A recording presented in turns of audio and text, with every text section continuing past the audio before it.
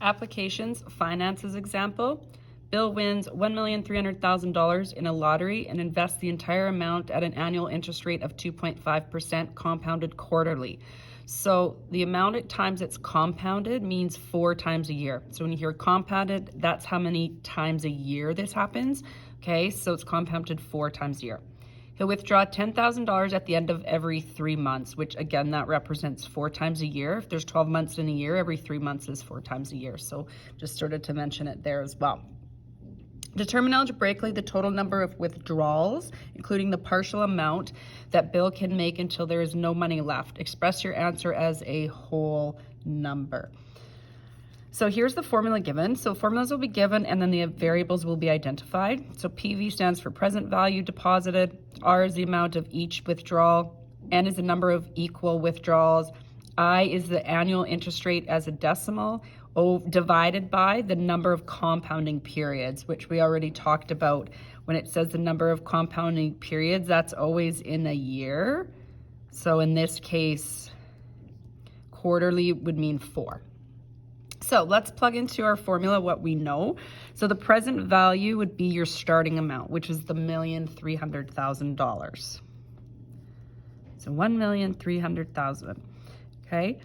Equals, R is the amount of each withdrawal, okay? So he withdraws $10,000. That's your R value. So we open our brackets, we have 1 minus, in brackets, 1 plus. Now we have to do some division. So the annual interest rate, so 2.5% as a decimal is 0.025. Divide that by the number of compounding periods, which we said was 4. Close our brackets. In the formula, we have negative n, and then we close that big bracket. We need to divide that by I. I again was the same thing we did here. So 0.025 over 4 times, because it's compounded quarterly. All right, so let's simplify some things within the brackets. You're going to use your calculators for this. So I've already calculated that with my calculator, but you will need your calculator to do these kinds of questions. So let's work out what's in brackets here. So you would put in your calculator 0.025 divided by 4. That's going to give you 0.00625. Add that to the 1. So when I open up my brackets, I have minus, and in brackets, when you simplify this, you're going to get 1.00625. Close the brackets to the negative n, and that bracket's still there. When you divide this, you're going to get 0.00625. The next thing I would do is clear the fraction. So you're multiplying both sides by 0.00625. You might even think about it as cross multiplying. Either way, you're going to take this 1,300,000 times this decimal number. So again, you'll put that in your calculator, and when you do, you're going to get 8,125. So we'll leave all of that the same here. We don't really need to do anything with this at the moment, though we don't need a brackets around that number necessarily now that we've simplified that, I realize. So we can just put the brackets there. So this larger set of brackets still needs to be there. All right, let's divide off the 10,000 now. So we do that, right, so that it's canceled. Dividing this is going to give you 0.8125 equals 1 minus 1.00625 negative n. Okay, I'm just going to move the paper up a little bit here. There we go. All right, so my goal ultimately is to find n. So I want to isolate the base number with the n, so I'm going to move the 1 to the other side. So I'm basically subtracting 1 from both sides. So that's going to give me a negative number, negative 0.1875. This minus sign stays there, so negative 1.00625 to the exponent negative n.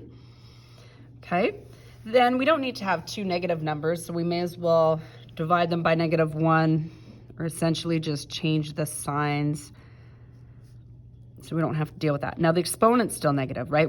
If we divide off negative 1 here and here, that clears off that negative. Okay, so to solve for an exponent, we certainly can't get a common base here, so we have to log both sides. So we're going to say log of 0.1875 equals the log of 1.00625 to the exponent negative n. Now I'm going to apply my log theorems by moving the negative n in front. So we'll leave this side as is. And I'm gonna have negative n log 1.00625. Okay, to isolate n, I need to divide off the negative 1 times log. We can do that in one step. So negative log 1.00625. Divide that off here. So negative log 1.00625. Okay. When we do that, we've got n by itself now. So n is equal to log 0.1875 divided by negative. You can put the negative in the top or bottom. We tend to sort of move it up there. It's not going to matter when you put it in your calculator. As long as you put it in one or the other, you're going to get the answer. So we're going to rewrite that out. Okay, so now probably have to pause the video a little bit. Sorry, I need to move that up as well. Pause the video a little bit so you can try that in your calculator. Okay, and when you do, you're going to get 268.67238. Okay, so then I want to just double check, what is the answer asking? What are my units going to be? Is there more that I need to do to this question? So N stands for, what you found is the number of equal withdrawals. So when I look at the question, sorry, I have to move the camera a little bit again, is express your answer as a whole number. I need to do that, so I'll have to round that. So what is the total number of withdrawals? So that's what we were finding here, okay? So we don't have to then go further once we found N. That's actually what we were looking for. So N is equal to 200, and with rounding, so 269 withdrawals.